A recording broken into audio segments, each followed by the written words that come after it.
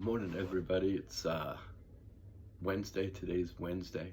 I wanted to um, make another video explaining some other stuff and just kind of keep my involvement in the activity around this project I've got going kind of constant. So I thought that I would answer what some people might be asking, like, why New Orleans? And that's actually kind of a threefold answer to that. The first answer on that is the foot traffic.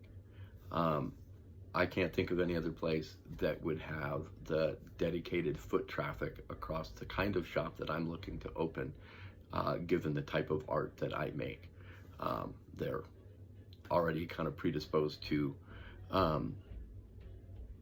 historical vintage kind of a look. There's a lot of different antique shops up and down the strip as well, but nobody's doing what I'm doing or making what I'm making. It's a perfect niche.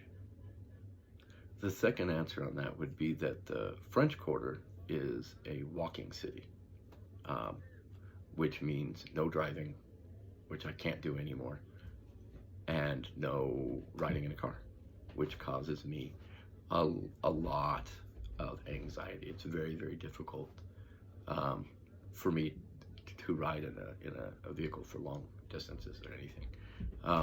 So the advantage there would be that I could live a life just walking and using some of the public transportation there that I could use, that's spread out a little too far here. So just catering to my specific needs, it would work very well. The third piece of it is that, believe it or not, the constant activity would be less stressful. With the anxiety condition and the movement disorder, sharp noises can be troubling. It's hard to go from an area of calm into an area of active, such as I have to do when I go from my home, which I've made very peaceful, out to an event, where I have to go out of my home and into a vehicle and then out. It's that transition is very difficult. The outside is very difficult. Startling noises, going from quiet to very loud, is very, very difficult. But believe it or not, a constant level of activity where everything's kind of pegged up, all the lights and the sounds, and I can get overstimulated that way, but nothing hits extra sharp. I don't know how to explain it.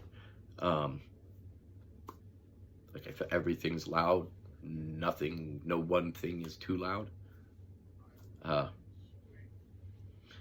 But that's about the best way I can explain, and maybe ease some concerns for some of my loved ones who might be, too afraid to ask me, if I'm out of my mind on planning this. Is it actually a good fit, more than just an ambition for what I would hope to come, and so in the next video, I'm gonna talk about how it would all work, what my day at that point would look like, and how difficult would it be, and could I pull that off? I think